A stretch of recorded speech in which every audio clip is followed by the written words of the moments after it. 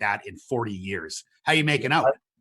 I'm hanging in there like everybody else. I think we're getting a little, I think I say it from the old police days, confined to barracks for this length of time. But when I was in training, we were never allowed to go home or do anything else. So we were confined for 10 months of training. So maybe I can last out for 10 months, I hope. Yeah. Well, the good news is it looks like we are slowly, starting to see some, back to work plans, which is good. I mean, obviously the COVID crisis came completely out of nowhere for all of us, and has had serious impacts, not only obviously the devastation, with sickness and deaths, but a huge impact on our businesses. And you with Boston Pizza International, I mean, you have certainly been in the eye of the storm. The restaurant industry was certainly one of the hardest hits. How's everything going? How are you navigating through that? I always say it's important to stay positive. What are you doing, and what is the company doing to kind of stay positive? And how has the last couple months been? I think the biggest thing, Gary, we've been fortunate in our business that we've been takeout and delivery for ever since we've been in it. And I've been in this business now for 46 years. And when it was a small restaurant chain, and it was like 3 stores. I was the third store that they opened, and it was a great family that they owned 2, and I bought the first one. And it's amazing when you look back at it, and we talk about this and the growth and the simplicity of the business. But a lot of it was, when we started, was just surviving. That was, and we were doing takeout and delivery as a sideline. And, we look at 60 some years later, 56 years later, that all of a sudden we're back into the same thing. So we've been fortunate in that sense to keep our restaurants open and deliver to our guests. And that's a big thing for our franchisees. And remember, we're a franchise company. So our franchisees are being spectacular. I can't say enough for them. And the team I have working with me, oh my gosh, I'm glad I had the team that I'm going with right now to go through this. It's a tough time. Yeah, it's incredible. And a lot of that is, I always say the number one job as a leader is to lead by example. And you and I spoke earlier today, and you were talking about, you guys are connecting more than ever before as a group. And I think you said last week you had 350 somewhat franchise owners, on a Zoom call, and that's incredible. And I often say to people that through the most difficult periods, that's typically where you see entrepreneurs rise to the occasion. But it requires some grit and some resiliency and some leadership. Can you sort of comment on that at all, Jim? And what does it take, and where do you find that grit and leadership from? Oh, I think we just got you muted here. Can everyone, Tara, I can't hear him right now. Can you hear him? Oh, there he is. I think he's unmuted now. No. Oh, I got you. Oh, I had you.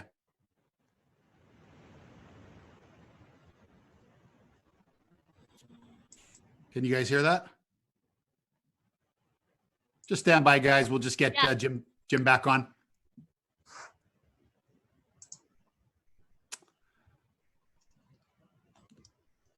Okay.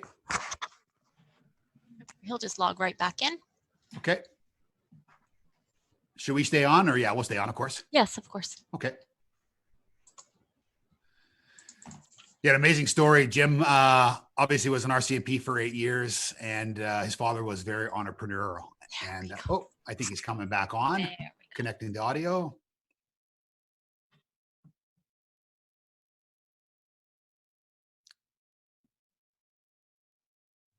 Gotcha. I see him. Sandy, his wife, is the.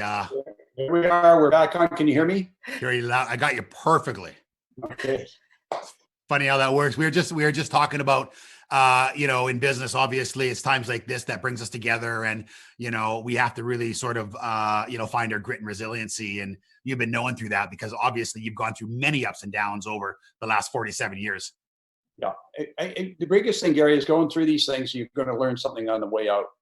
And when you're getting through it. And I think the thing is to stay positive. I just can't say enough about the hardest thing in the whole business is staying positive.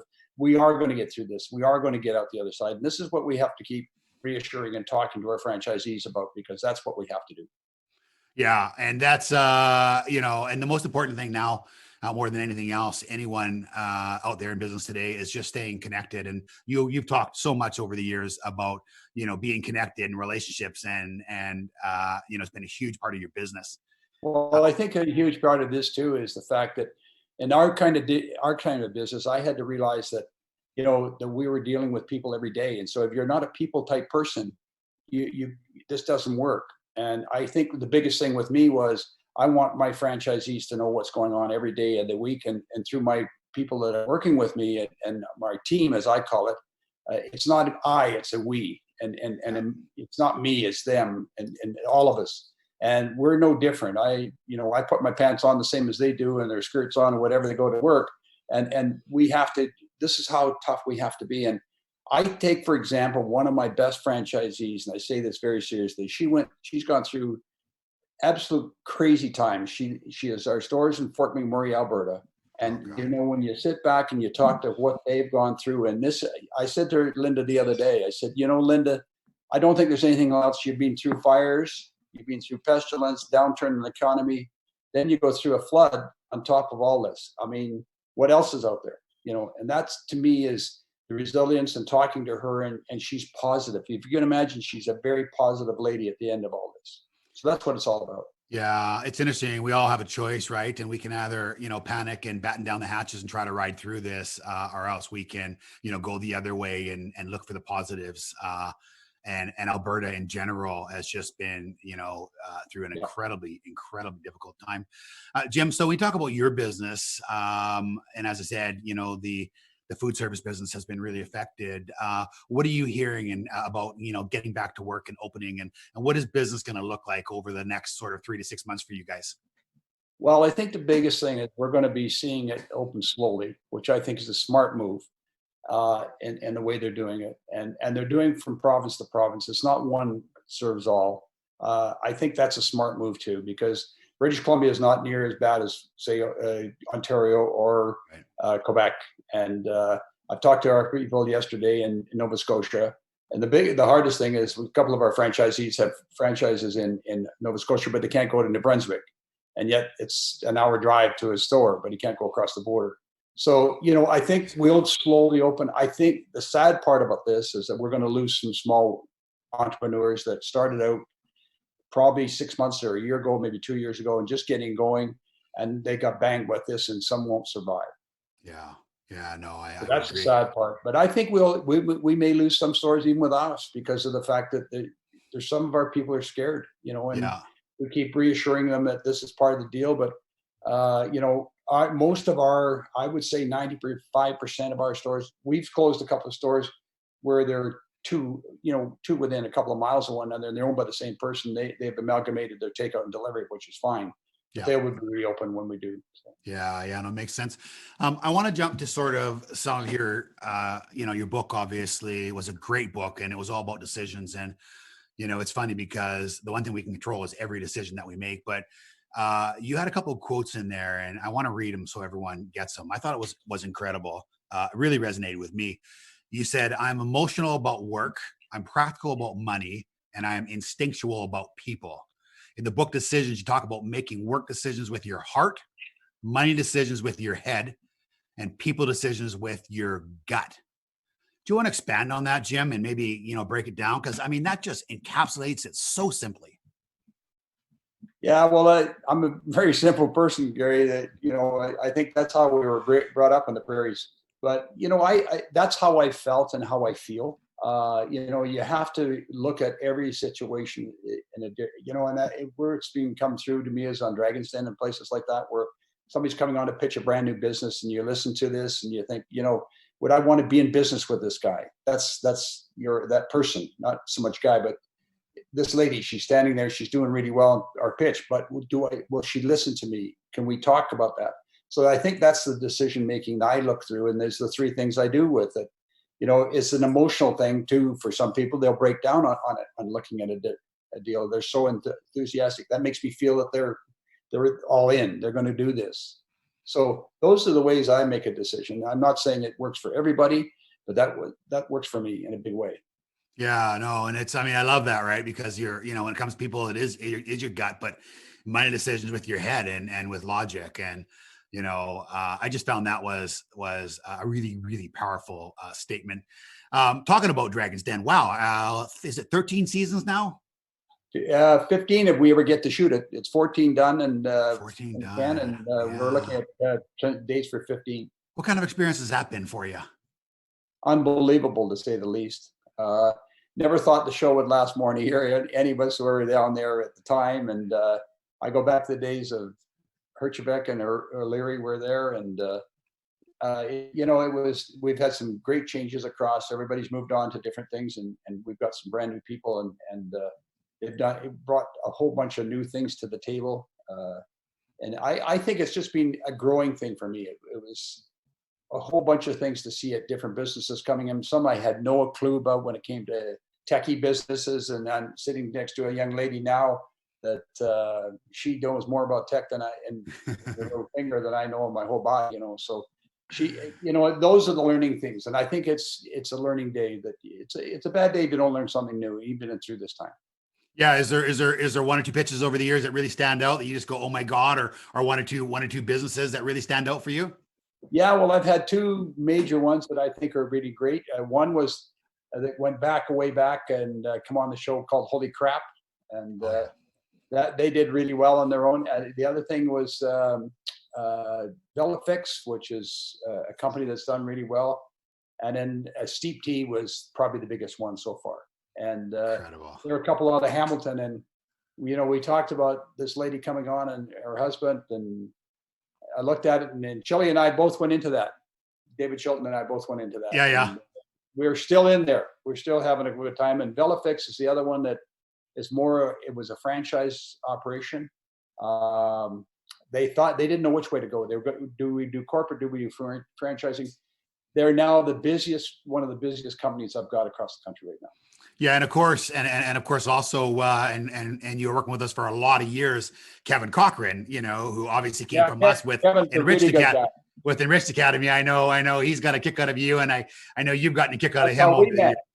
Right, so him is how we met. You got her, yeah, absolutely, many years ago, and you were so gracious with all of your time, and man, they're still rocking and rolling today, Jim. They're doing really well. I think Kevin's one of the best, and what a guy, we both know that he can do a pitch really well. And he convinced me for sure that he was. Well, and he's so tenacious, right? His follow-up is absolutely relentless.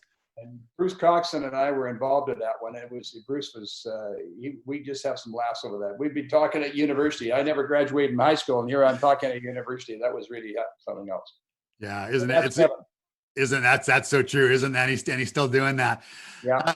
One of the things, that I really like and appreciate, I believe that when it comes to business, the less complicated you can make, the easier it is to understand, the more successful you're going to be. And you talk about simplicity as being the key to success. Simplicity in when it comes to business, in what area specifically, or what message can you give us about just trying to dumb this down and make it as simple as possible? Well, I think, it started with my business again, going back to how I grew it, and with the people we had, and it wasn't just me; it was our whole team. And I think I remember the first day being there, and the most simple thing was we're putting a bunch of flour in a bowl and throwing some water into it and a few other odds and ends, and the next thing we knew, we had dough, and we were nothing more simple than our business was to make a pizza. And that's how we started, and we kept that business pretty simple. You look across all our units and franchises, and all of my franchisees came from other businesses, or they had raised money to do things, or through family or whatever. But it was the simplicity of the business that made the growth. And this is how we can do it, and we can do it properly, and it's fresh and it's new, and it's not something that it's complicated. It's just, if you follow the system, it works. And that's the hardest part in this business, is making sure you follow the system. And you got to keep changing. So the changes are not massive changes. They're simple changes that you add to or take away from. And it's what the customer wants. What was your customer looking for in the first place? So that's why we've kept it simple. And I've looked at it in investments in different businesses I've gone into. like the Velofix, fixing bikes, like Kevin's deal, talking about how he has done with his business, and the same thing what we did with Steve T. They started the same way. They come in with tea packages, tea in from China and fruit, and mix it and come up with stuff like this. It's a simple business. And I think that's why, if you look at a lot of one-off restaurants that are around, a young entrepreneur starting out, I don't care whether it's a restaurant or it's another business, or whether it's an IT business or whatever. Right. It's so simple. Who would have thought we would be doing this, what we're doing today? And it had somebody sit down and say, why can't we do this? If I can see one person on the phone, why can't I see 50 or 100 or 200? Yeah. So that's what, and it's all simple. It's very simple stuff. And it's these times, and I swear that our ingenuity comes to the forefront. Yeah. And you're going to see a lot of new stuff and a lot of different things that are going to work, but we don't have to, do what we're doing, but keep it simple. Yeah. And I really want to dovetail on that comment, because I, just kind of translate it for our own business. Warren Buffett, who we're going to talk about, a little bit later on. I know I've met Warren several times. Doesn't invest in anything he doesn't understand. Right? Doesn't have a computer on his computer on his desk today. It's about relationships and Gary, he still has the first food company he bought into. It's called Dairy Queen. Yeah. And he is the owner. I mean, nothing's more simple than ice cream or pizza. Yeah. Well, it's funny because I always say to every entrepreneur, I mean, you know what, like so many of us want to, they want to get the latest and greatest in the tech and all the technology. And they always say, I need better systems. And actually I've said many times what they actually need is better habits. Right. And better relationships and better follow-up, and to really look at every area of your business and take steps out. The simpler, the cleaner to understand, the easier people will buy and support. Absolutely. Yeah. You got to be in that simplicity type of business all the way through, whether it's, we look back to the first Ford car. Ford made it very simple, just for one person to be able to drive it. And when you look at what we have today with all the other values, but everybody's a simple business when you're in their own mind. Yeah. No, so simple and yet so powerful. Yeah. So let's talk about, this is interesting. Let's talk about competition a little bit and your view. So I'm a very competitive guy. I mean, I believe that, if I'm going to get up and be away from home and travel and, I'm unbelievably competitive. I study everything about our competitors, all of their tools. And I know you're a very competitive guy. To do what you've done, I mean, you absolutely have to be. But we have a mutual friend, much better than I do, but I've met him and had numerous conversations over the years, in Kevin O'Leary, of course. And Kevin's take on competitors is, you should want to pour hot oil in their eyes. And if they don't hate you, then you're not, running a good business. I would love and that's right from his book as well. And we've talked about that. I mean, he is absolutely like kill or be killed. How do you approach when you speak to your franchise owners and there's competitors in your marketplace? What's your mindset? How do you approach that? I've often taken the view of the other way. I want our competitors to look at us and do some changes, not me change to fit them. I've always thought of my competitors of somebody to make me be better at what I do. So when I opened my first pizza place in Penticton, British Columbia, for me, there was other pizza places there. They were in pool rooms. There was one down the street that was just a one-off pizza place. Well, how do I beat them? I could go over and look at their stuff and say, oh God, he's doing this. I didn't do that. I said, I'm going to be better than anybody else. This is what we're going to do, and we're going to do it well. And to me, I want my competitors to look at us. We opened our first corporate store that we had for training purposes in Dallas, Texas.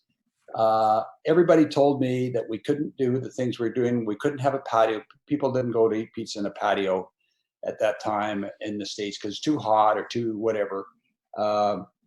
They didn't sit outside. So I thought, well, we have patios, so why not put a cooling system out there or fans? And all of a sudden, everybody down the road from me came and we're taking pictures of what we'd done, what we did with neon on the outside there. Because we didn't have enough money to advertise. When I went to Ontario, I did the same thing. So is there competitive? The competitive thing is a great thing for you. It makes you do better. And to me, that's what it's all about. I look at our franchisees and I say to them when we're talking and we have our meetings and stuff, and they said, we'll be better than anybody else. We don't want to match them. We're not chasing them. I don't want to pour burning oil in their eyes or anything like that. I love my competitors because they make me work harder. Yeah. Yeah, it's funny. So you and I are very much on the same page. So, I mean, every time you get a good competitor, you automatically raise your game and it makes the industry better. And here's the bottom line. There's always going to be competitors. If you're in a good industry and you've done well, people look at that, they admire it, they respect it, and they're chasing you. And I think that's very good for the average entrepreneur. I think it makes all of us that much better. It does. And you work harder at it. And, if you're one-off, you think that, you're all by yourself and, you do okay. Mm-hmm. But the minute somebody steps in, it's similar in another business next door to you or 3 doors down, you get sharper and you have to, or you won't be in business. And that's a big thing for me. Absolutely. And it's interesting because, I know in your business, and it's the same in our business. I mean, there's always those competitors that come in and they're the cheapest model. I mean, you had to battle the whole prolific expansion of 2-for-1 pizzas and lowest cost and discount. And you made a choice and said, we are not competing on price. Well, the greatest thing we looked at, I remember a very big competitor, and it was in Ontario when we first moved to Ontario to open stores there. And he said, well, you won't make it back here. There's too many of us. And you're just you're a guy from the West. You don't know what's going on back here. And the most amazing thing when we went in there, he was the guy that won. He said, he came to me and said, I'll take over your business if you want. And just, you won't do well here. Well, we have 146 stores in Ontario now. And I said, we've done okay. So I think that being competitive is I am like you. I am very competitive. I was competitive in football and hockey and everything else, and I'm competitive in this business. I want to be the best I can. And I want our people to be the best. And every community we're in, when you look at it, we've got competitive franchisees that are just feel like us. I mean, that's what the greatest thing with this business I'm in. It's not Jim's Boston Pizza. Yeah. It's franchisees Boston Pizza. And these guys have done extremely well across the country, and they work hard and they got their families involved. And I can give you incident after incident where we were the first one. When we went in and we had all the competitors there ahead of us, we just walked in and said, here's what we're going to do. Mm-hmm. So don't be afraid, get in and get at it. And it's not, Yeah, I like what you've said before, and you never sort of competed necessarily on price. I mean, obviously you have to be competitive, but you looked at what you were doing best, and you actually built on becoming better, and you looked at what you were doing different, and you highlighted the difference and pointed that out. And it wasn't a race to the bottom. You didn't have to be the cheapest thing, because I can tell you, I mean, the best pizza in North America is Boston Pizza, and the consistency that you have in your stores and the quality has been just phenomenal. Right. Well, it has, we put ourselves in what we mid casual, we call ourselves. We're not up here, we're not down here, we're right in the middle. And the greatest thing in some of these things that we were talking about the other day, one of the biggest days we had just passed, and we never, we did a good business around lunchtime and when the full restaurant was open on Mother's Day, because you either did something for your mother. Right. We were absolutely jammed this Mother's Day. Absolutely with takeout and delivery that we couldn't believe it. And what I look at is our franchisees all bought into this. And all we did was just one simple thing.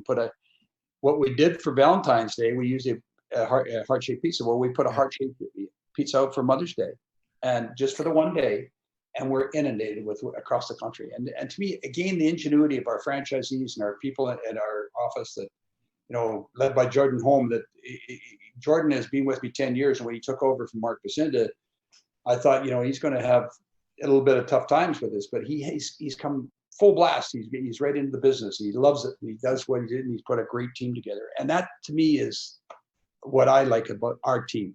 It's our team, and that's what's worked for us. Well, and there again, I mean, we always speak to, anyone we have influence on and say, the power of those relationships, it is not transactional. And to hear you speak about your team, I mean, this is about the third time on this call that you've, said how amazing they are. And of course they are. And it's largely the reason for so much of your success. But, Yes. one of the key things with entrepreneurs is the gratefulness and appreciation of those people that have supported you for many years. So it's lovely to hear that. Well, like your team, your team is a great team. You're a great leader, and they love being around you. And to me, that's the great thing. So, here's what I don't understand with you, and it blows my mind. And I mean, God, I really admire it. And it's very similar. I have a friend of mine who's in one of my CEO groups, a very good friend of mine. He was the founder of Remax Worldwide. And I see him in events, and he's much like you. He's the first guy there and last guy to leave. Jim, I said earlier that you have, much like Dave Liniger, you have so much energy. It's incredible, right? Like, I mean, we often run in, we stay at the same place, we're in Toronto at the Shangri-La, and Yeah. and you still have so much. Is there a secret? Was that innate? Like, how do you have that much energy and passion? And you've had it for 48 years. I know. I don't know. I wished I could bottle it somewhere, because I'd like to keep it till I'm 150. But the most amazing thing is I enjoy what I do. I said for the last 46 years that I've been in business, I've never had a job. This has not been a job. I don't go 9 to 5. I haven't been there 8 to 12, whatever the number is. I came out of a business where it was great, the greatest training I ever had. And what I look back at and look at, I work with some great people. I work with them. They don't work for me. I work with them. And to me, it's been fun going to that business all the time. I can go anywhere in Canada, from Newfoundland to Vancouver Island, and walk into one of the stores and one of the restaurants, and I can turn around and the guy will say, or the girl will say to me, "Jim, let's go for lunch," or come on over for dinner tonight."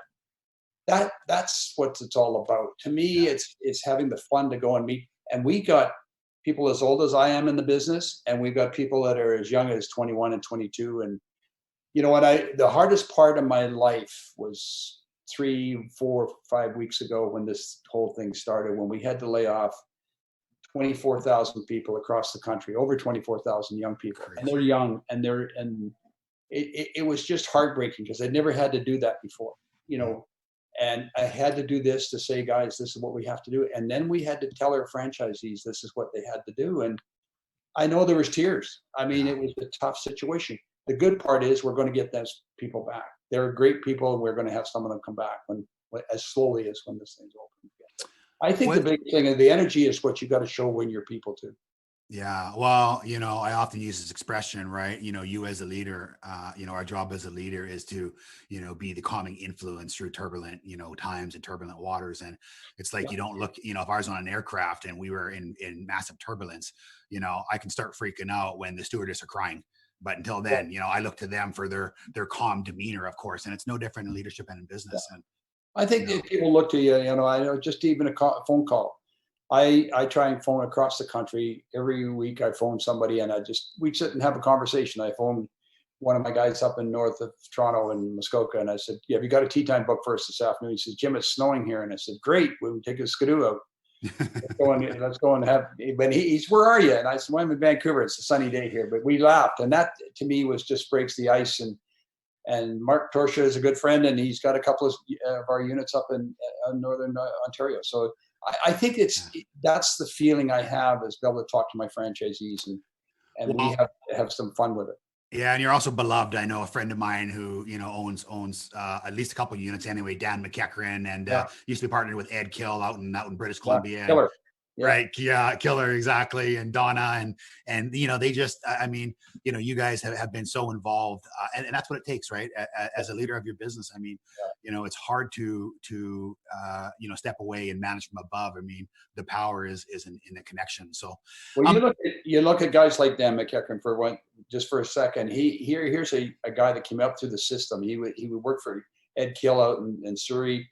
Worked in serving on the floor, and now he's got 6 units right now. Is it His 6? son Yeah. is in the business, and the son is now telling him, "Dan, you have to stay at home for a bit." And we have a lot of laughs with this, because I've never met Dan McEachran when he doesn't have a grin on his face. Oh, I know. To me, he's our franchisee that, that's what you're looking for in a franchisee and a business partner. And Yeah. that's what Yeah. he's got for.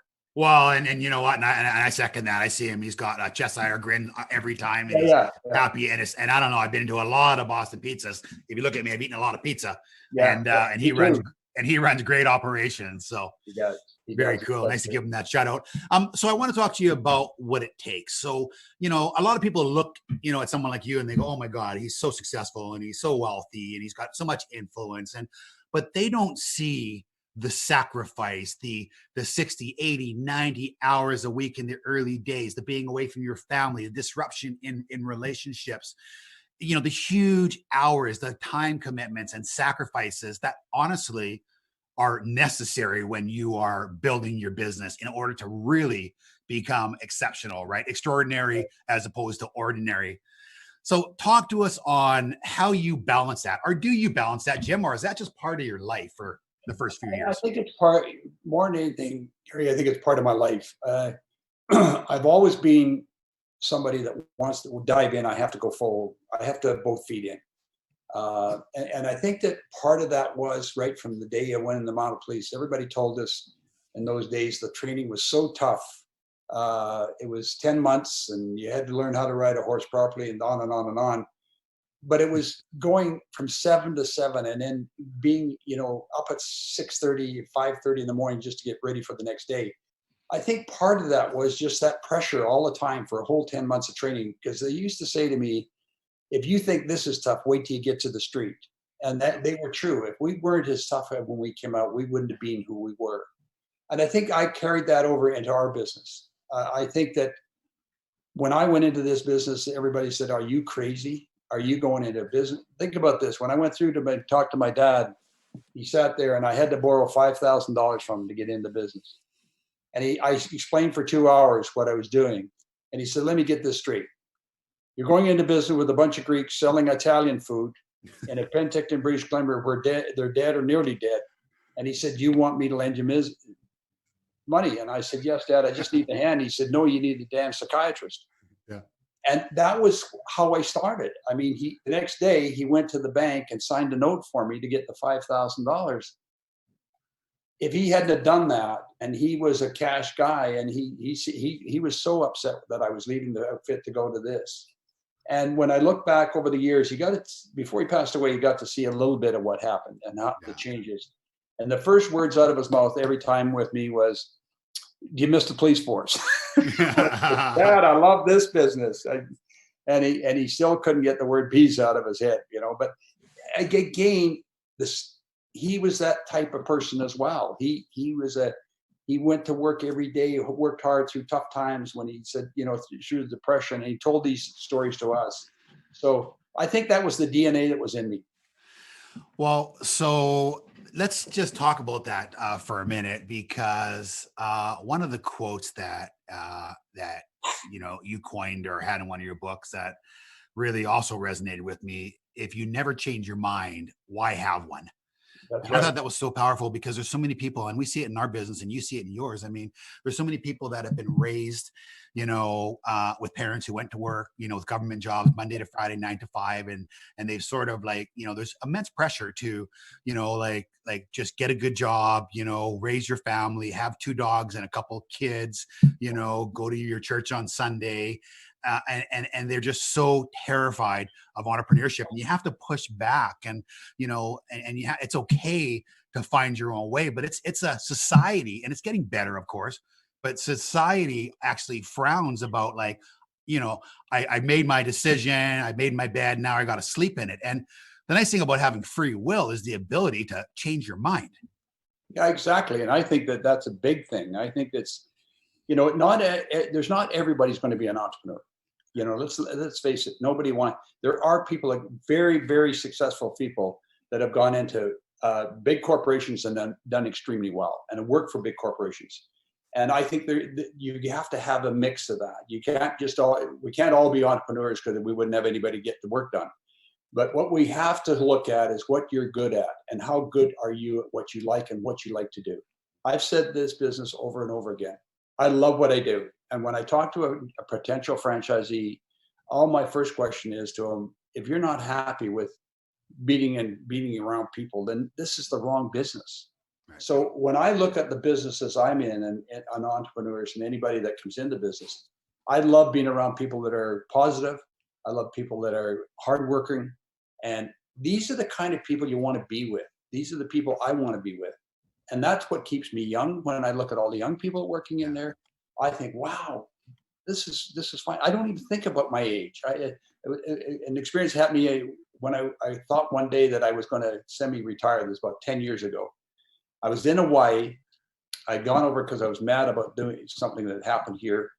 And I went over to take a couple of days off. And I said to my partner at that time, I said, George, I'm going to go back. I'm going to make a change. And you know what? I got over there for a week and there was 3 guys I was golfing with, all older than I was.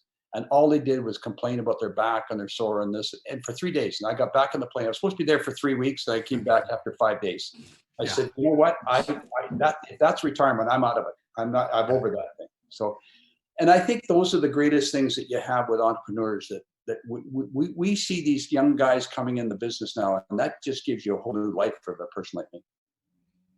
Yeah, no, it's so when you look at these young entrepreneurs, or when you're, looking at a budding entrepreneur, when you're sitting on Dragon's Den, what key qualities are you looking for in those entrepreneurs? Well, I think number one, they know their business and have they tested it before? We're not on there to look at you for ideas. We're there to see your business. That's what you're investing in. So if I make an investment, I want to know if I fire a bunch of questions at you or anybody else in the panel does, I want to see how you react to those. Have you tried your product with people to make sure that the people want to buy this thing? So once you've done that, and it's the same thing was when I went into business, the one pizza shop that was doing really well was the Greek place called Boston Pizza and Spaghetti House. And when I was taken there for the first time, I never eaten a pizza in my life. Yeah. So the thing was that when I look at all of those kind of people, when you're doing any business deal, the second thing I look more than anything is how would they react with me saying to you, we want to change this, we want to do this to make it better. Would you listen to me, or am I just there for you to throw some cash in? If you need that, you might as well go to the bank or go somebody that's just got a bunch of cash, doesn't care what you want to do. So that's what I look at is to make sure that can you answer the questions properly about your business you're going into or have started. The second thing is, are you going to listen to somebody else about their opinion of what you might be able to change or give me reasons why we shouldn't do that? Mm. Yeah, it's interesting. So, know your business. I mean, cold, obviously you can't come in looking to partner with, one of the dragons without that. And then it's interesting because your point about taking feedback. I mean, I get a ton of people who regularly ask, for some coaching or mentoring. And, and when I do it, the only thing I ever say is that, I'm happy to do it. Jim is happy we're all happy to, to help out, others because we've been very fortunate and, through the generosity of so many others. But if I give you advice, you have to take the advice because I need you to do something great with it. Yeah. I want to give you advice and you won't freaking listen. And all of a sudden you're going to argue with me on, no, we're not going to do this. We're not changing. Well, if you're going to be into a fight every time, you don't need this. And you don't have time to mentor in the sense of being there. You got to sit beside them and do their business. Right. They've got to be able to understand. We look at it. I have a team that we all look at these things every day. It's not me that make a decision whether we do this or that in our business, no different than I do with their business. If I walked in and said, here's what you should do, and I think this would work, try this, let's see where it goes and the reasons behind it. And that's the mentorship you have. I mean, talking with even the people at Steep Tea, I'll never forget they're working out of their garage and their mother's basement and so on and so forth.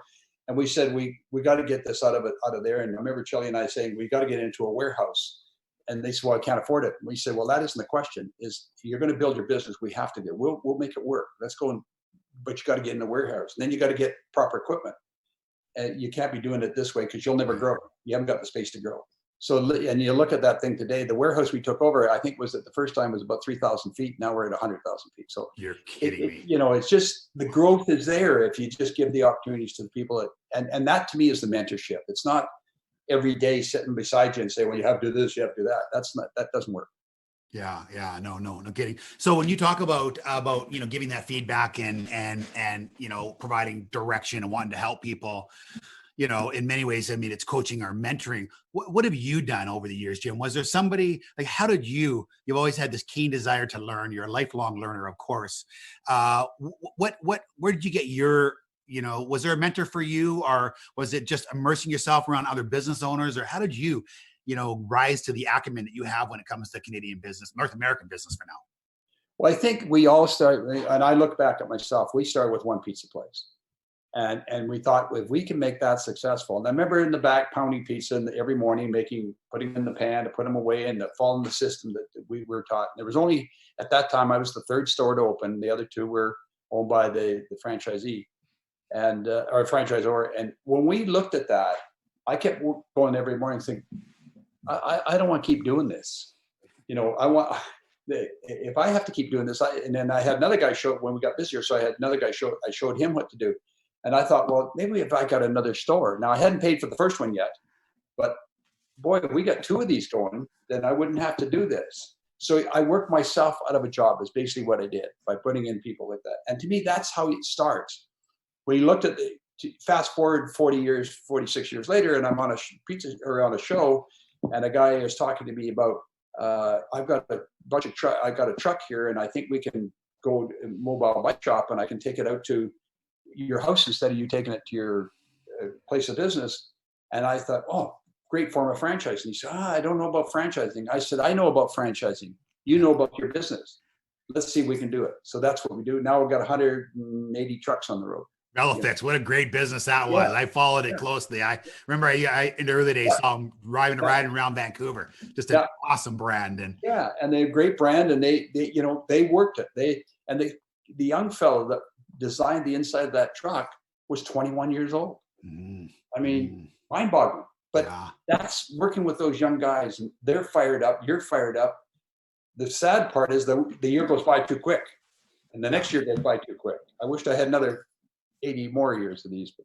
Yeah. Well, you never know. I don't know. You got a lot of people fooled, because I think you might, Jim, it, as I keep, saying, just your commitment and your energy is it's a fun part of the business. And I think that's what I look towards, and talking to other people, like talking to other successful people. Jimmy Pattison in this town, I got to know Jimmy through Expo 86 when we went in there. And I remember him coming into our office and putting his feet up on the table. He's a little league guy. And he turned to me and said, how are we going to get this deal done? And I said, well, Jimmy, we can't afford that. He said, we're not talking about that. We want you there. How are we going to make this work?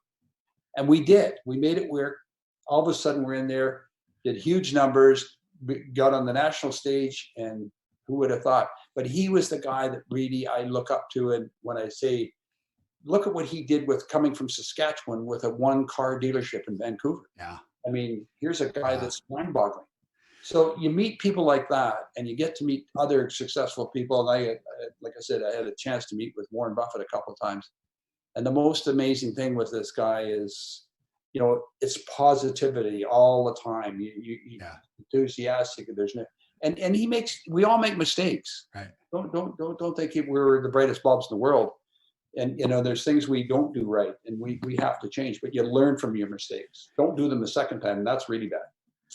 Yeah, no kidding. I love the story, about the World's Fair Expo 86. And, of course, you guys had just been expanding, and you had just, brought in, some outside partners, and it was early days for you. And they wanted $1 million to be in this, this short-term World's Fair. 6 months. Right, for 6 months, and you were terrified. And you originally turned them down, and then of course Jimmy and them came back to you. They really wanted an icon. They really wanted like Canadian homegrown, sort of exactly what it was.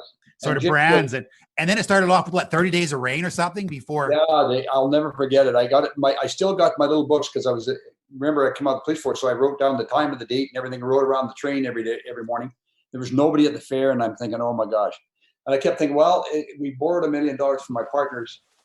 I guess it'll take me 10 years to pay this off or through our business. So, but we went about till it was the 9th of July, if I can remember right now. But on the 9th of July, the clouds broke, the rain quit, and we went 56 days without a drop of rain in Vancouver, which is unheard of, and sunshine. And the people came from everybody seemed to think in July or middle of July on, this thing's going to be over in a couple of months, and I'm going to get there. And we were unbelievable. We thought we would end up trying to have to pay the loan off, and we ended up doing, I think it was $22 million for the 6 months. I know there were some days you were doing, $250,000, $300,000 a day per unit in pizza. Yeah, it was Right? unbelievable. What I like best about hard work, and we had great people working with us. We'd hired a bunch of people, and there was times when we thought, oh my gosh, is this going to work? But you had to keep positive even through the rain. We'd be up 10 pizzas and we'd say, oh, that's great. Let's keep going. What I love best about that story, and the actual learning piece about that story, is that you said, if you're going to fail big. So when everyone in the pavilion, all the food services, all the people that were in there, your competitors, they had all said, oh my God, we're getting our asses handed to us. Yeah. And they had all cut their staff and had skeleton crews. And you guys said, no, we're in for a penny. We're in for a pound. We're going to keep all these people on, because if it does turn, and you were one of the rare people that did that. So of course it did turn. Yeah, and there was 7 or 8 million more attendance than they had thought would go through there. Yeah. And because your idea was to fail big if you're going to fail, and in this case you didn't. I mean, it was a decision. The word fail was not in our vocabulary at that time. What we thought is, we could know how we were going to pay it out, but that was the easy part, or not the easy part, but the time that we would do it. But we knew that if this happened, if it started to come, and when it came in droves. And I think the biggest thing is understanding we had guys like Jimmy and believing in this whole thing, and he put some great people in charge of that as well. So we were having a great time putting this all together, and we were not thinking of failing. It was feeling, how do we get to the end? So that's what you got to think about all the time. Failure, I'm not a big fan with. I think you can make mistakes and change, but change it around to make it work. Yeah, well, I think we'll all agree that, through hard times, provide the most inspiring opportunities. We learn so much, right? I want to talk to you a little bit about partnerships. George, your partner for more than 40 years. He's retired now only 2.5 or 3 years ago. But I know that relationship was one of the most, strongest, relationships I've seen. There was so much chemistry, and you talk about a good partner, and what do you look for in a partner? What made it great? I think the biggest thing with George and we go back to when he was he's my accountant in Penticton. And then I offered him a job to come to work for us to leave Pete Marwick. And he had to go and tell his father he was leaving a great company with a partnership involved, to go in with a bunch of pizza guys. And he had probably the same explanation I had to make. But George was, the practicality with him was all the practicality piece that I needed. He was the sort of the guy that I could run stuff off of, and he would never say, no, God, we get into a fight. We never had an argument. We had a discussion. And I'd say, and he came to me one day and he said, Jim, you're off to the moon. I just want to go halfway. So can we back off a little bit on this deal before we do this or this? And that was George. He was my partner for 46 years. And he went out the same way when he came in. He just came in one day. We're sitting at a convention, and I was at a meeting with the FAC and all our franchisees, and I said, I don't like the way that's doing. I'm going to change it. We want to change this, and this is what we're going to do. And we broke for coffee, and he called me over, and he sat me down outside the hotel lobby thing that we're having a meeting with. And he said, I don't want to do this anymore. And I said, neither do I. I just told him that we don't want to do this. And he said, no, you're not listening, Jim. I don't want to do this. I want to get out. So I want to take my time and go and do things. And I said, great. We left the same way as we got into it. And he was a super, super partner. I mean, I can't, like I said, we'd had discussions about doing something, and he would say, if I'd be sitting in a meeting and he'd say, I'd like to look at that again, I knew enough to back off. So we had that relationship. And we went to lunch every day for 25, 30 years. I mean, he was just that kind of a guy, and he was a friend, and that was a friend before he was a partner. Yeah, that's the exact same dynamic that Chris and I, other than the last couple, months, have had lunch every single day for 14 years now or something. Yeah. And we get so much done, so in your case, it was the old proverbial, you've never fought over who gets the last slice of pizza. No, right? He liked one different. His was always different than mine. Yeah, so Yeah, well, and I think the other thing that you've said in the past is that no one ever kept score, right? Like no one ever looked and said, "Well, I think you're working more than me," or "You're, you know what," and that was pivotal to the relationship. I have a deal. I used to walk around the offices all the time, and it was part of. I don't know whether it was in the police force we did it, but I used to walk by all the offices every day. I'd come in and say hello to everybody, and I still do that to this day. And I'll go to restaurants. I go and see the cooks at the back before I see anybody else, at the front. And I remember going by George's office when he first came to work, and I was getting ready to go home, and it was about 7:30 at night. And I said, I said, George, how come you got all this stuff piled up? You need some more people. And he said, no, I'm okay. I'm just working through. And I said, look at my desk. There's nothing on it because I pass it off. And he said, I never thought of that. So next week I came in, he hired another accountant. And all of a sudden his desk was cleared. But, it was by walking around and asking questions and that's how we got along. I mean, he thought he was doing a great job. He never thought he was snowed under. He enjoyed it. But when I start seeing stuff pile up in your desk, I know you got a problem. Yeah, incredible. What an incredible story. He had a great friend. Yeah, of course. I want to speak to you about sort of community involvement and service and the charity work that you and Sandy do. I want to speak about obviously CAMH, the Center for Addiction and Mental Health. You're an advisor. Sandy is obviously a director and has been very pivotal in that.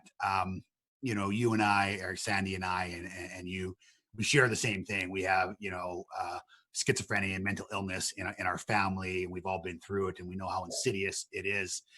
How important is that work around CAMH and all the other charity work that you do, and how important it is for a business owner of any size to get involved in their community? Well, way back when George and I were just getting going, we started a golf tournament, and that's how it really got started in our charity, Boston Pizza Foundation, which has morphed into looking after our kids and stuff like this. But he hired my daughter when I was living in Texas to run our foundation to drive it higher. We had to get out of just being a golf tournament with raising $20,000-$30,000. So my daughter Cheryl come into the business, and who had left university or had left the government after she left university. And one time she wanted to be a mounted policeman. I said, no, they don't treat women quite as nice as us. So she ended up taking our charities to a big piece more than we were. That was the first start. And when Sandy and I got involved, Sandy's family had her brother suffered from schizophrenia. Same as mine. And it was something that we've been looking at all charities, and we were living in Toronto at the time, and then we moved to Dallas, and then we started going back and forth. And then what really turned her around was we could do something with this. And I didn't know any of the address stuff or where CAMH was anything about. She spent their whole time on this. She looked at this and researched it, and it was 4 or 5 people that got into this whole thing of raising funds and doing stuff and building it up. And she explained to CAMH to me, and it's the most amazing thing that those people have put together, and what she has done with her group to fundraise for pushing CAMH to the forefront. And we're going to see a lot of that in the next few months after this pandemic. That there's people suffering really badly through this time, from whether it's being no money, it's doing stuff that are happening, your anxiety is growing. So we may be in a pandemic of mental illness at the end of this, both in the United States and Canada. And there's people suffering out every day with this. So when we got involved with it, it was just not ourselves. It was, Bell got involved with it. We got to meet those people from there. We got to see all the different aspects of what was going on. My nephew committed suicide with my gun that I'd given him, as something to use for hunting. My sister was devastated. So again, that was a mental illness. At 16, this kid was the brightest thing, and you see all this stuff going on. You have to do something. And so that was our push. We got involved with our charities, with Boston Pizza Foundation, and we pushed 4 charities there. We got involved with the Rick Hansen Foundation. He was a big piece of that. Kids Help Phone Line. All part of this is part of our charity giving. And it's the old story of giving back. I mean, I've often said, I was told by my parents when I was growing up, my dad used to say, you'll never see a Brinks truck following a hearse because you can't take it with you. Right. So you better be able to look at this whole thing and say, you've done really well. You've looked after your family. Everything's going well. You give back. And that's what we're doing. I fully believe in this thing. I think it's a big piece of our life. And my wife has done fantastic work with this. She is the pusher on this whole thing in my mind. She's a director. She's there. She's talking to, we got a great president running CAMH down there, and she's doing a great job of all this stuff. All these things are building to expand it, in every avenue we can. And I think it's big talk about this happening for every place. Charities, every franchise person that we know, and every person I know in the business world, if you don't get into giving back, then you're not part of the community in my mind. Yeah, I couldn't agree more. And I want to just sincerely, with complete gratefulness, thank you for the good work you and Sandy do. I mean, Sandy is just an absolute saint. And, I'm talking about mental health and right now, I mean, there is such a rise in it during this pandemic. My own brother, who, I've looked after for a lot of years now, who's a wonderful, wonderful individual, is in my house right now and has been for the last 2.5 weeks because, he went through a period where we figured out after, 45 days, he hadn't gotten out of bed. He was 45 days in bed and just spiraled into a dark secret, couldn't get out there. His one exit was the odd restaurant here and there. And and he just, now we got to get him out of that situation and get him back where he's feeling good. And he's starting to turn the corner again. But he'll be with me again for, the next 3 or 4 weeks or whatever it is, and it is the nice thing about Bell and about CAMH and about the work that you and Sandy are doing is a lot of the stigma around mental illness seems to be evaporating. Like people know that, hey, listen, this isn't remote. I mean, everyone has it in their family in one way or another. So I just really want you to know how grateful we all are for all the work that you guys do around this. Well, I think it's a big thing too, Gary. And I think it's the one thing we got to remember with this. And I saw it in the police force. I was talking to the commissioner and all police about it. And you're not alone. The hard part is we think that the old days were lock everybody away, don't say anything. It was like a jail. Not now. You got to get it open. You got to get talking to people. And I've had friends of mine and people that I sit there and I'll be looking at them for a minute and I'll say, "You're really feeling Nancy. You're feeling that." Yeah. Well, yeah, Jim, a little bit. And I said, no, there's not a little bit. It's either you're in or you're feeling really tough. Well, tell me what you're taking. Let's talk. And that was what started this whole thing. Let's talk and let's get it out. Don't be shy. I mean, I keep looking at the slogan, mental illness is health. It's part of our whole being, and we got to make sure that we look after that. Just no different. You have a broken arm. Mm-hmm. Mm-hmm. Yeah. So it's something we have to. I fully believe in it, and I think that everybody should get involved. And you're going to see bigger and bigger things happening with CAMH. Yeah. Well, again, thank you for the amazing work. Just a few more minutes, and we'll kind of wind down here. Just sort of a rapid fire round. I know that we were talking about books offline and, you love anything Warren Buffett and you love biographies. You had said you got the book on your desk right now is, you want to hold it up? Brass and Unity by Kelsey Sheridan. Yeah. My wife brought this to me, Brass and Unity, right there. Awesome. My story of war, PTSD, and finding the light. Thank you. We always get our guests to recommend a book and find out what's on their desk right now. So, Jim, what is all the years later and you're still hungry? What is the best thing about becoming successful? I think being able to give back and have fun with that. I think having fun with our people, that's a big thing. Traveling to see other businesses in other countries and see how they operate. There's a whole world of education out there. And I've said to my kids and we say to my Sandy's kids and my kids and all my kids and grandchildren, go and see the world and see what the rest of the world, and you'll think how good we have it here. And I think the thing you can change is yourself. Fit into in the world that we're living in now and show them how you can change this world. And the new generation, I have all the belief in the world that they're coming through, and they're going to be way smarter than we are, and quicker and faster. And they're proving it every day with the stuff we're doing right now. Yeah, no kidding. Pretty incredible. This is just a quick one, but if you could boil it down, the single greatest attribute you admire in people? Integrity. Integrity. Yeah. I think the integrity of people, to me, it's all about your integrity when we do anything. And to me, that's one word I think is a big piece of how we operate. Yeah, incredible. And your favorite pizza at Boston Pizza? Oh, that's a tough one. I like the Meteor, which is on all meat type pizza. Sure. And the other one that I love is the Tuscan. And I try to eat 1 or 2 of those a week. So that's why I went from a 30 waist to a 38 waist. So but we have a lot of fun, and I feel healthy with it. And our food is great and fantastic.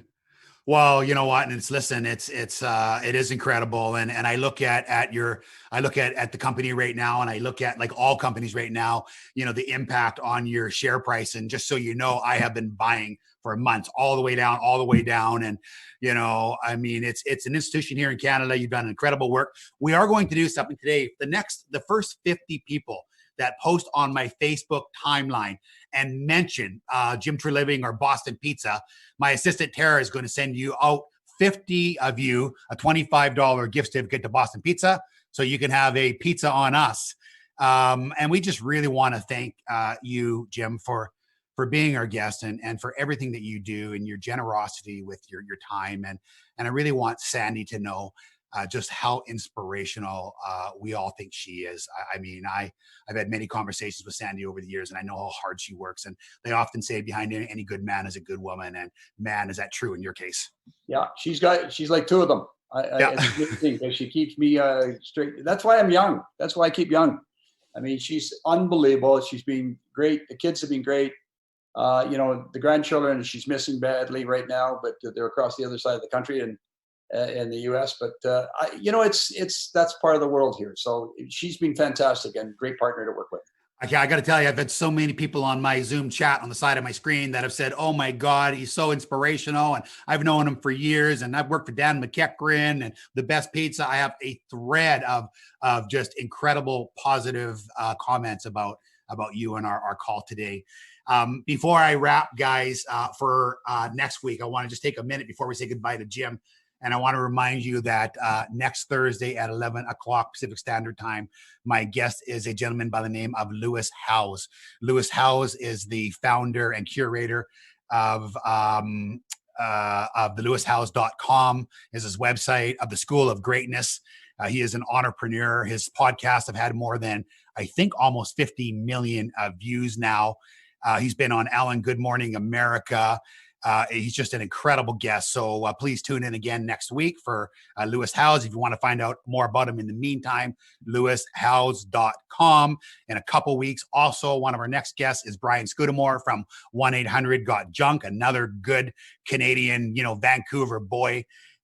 He's going to talk about what he's done in the world of franchising. And one of the things that I want to just say really quickly, because I think it's important, when I reached out to Jim and said, "Hey, Jim, would you mind, joining me on this call?" I mean, it was a matter of minutes. Jim just said, "Sure, Gary, would love to." And it's funny because the more successful people become, it always seems, the more giving they are. And I don't know if it's because giving starts to receiving, or if that's, a key or the secret to success, Jim. But, any of our friends that we've met over the years, and, you're all really busy, and we reach out and we ask them, they go, "Gary, I'd love to." You want to just touch on that as a wrap? I think it's because of the friendship we have. You build it with a person like yourself, and you and I met through, we're talking Kevin, I think originally, and Rich, yeah. Really, Kevin. And I said, that you'd helped him out to get to the stage he was at when he came on Dragon's Den. You're talking with Skidmore, he came on Dragon's Den as well. And, great guy, great entrepreneur. Yeah. I mean, but those are the things that you and I, and what I think are you build friendships with, and you don't lose those. And to me is just being able to do this. I mean, this is fantastic. I never thought I'd be doing this kind of thing. So you got me into a whole new realm here, and this is wow. And you're so good at it, Jim. Oh my God. Like you're just so good at it. And you just, as I said before, you have so much incredible experience. So listen, with that, guys, we'll wrap. Please, guys, tag us on social media, LinkedIn, Instagram, Facebook. Please, on behalf of all of us, Jim and Sam, please accept our sincere gratitude for the amazing work you do and for the time, the generous, amount of time you've given us today. Jim, I'll reach out to you off the air here. But thank you very, very much for being our guest today. Thanks, Gary. I appreciate it. Really enjoyed it. Okay. Fantastic. Talk to you soon. Thanks very much.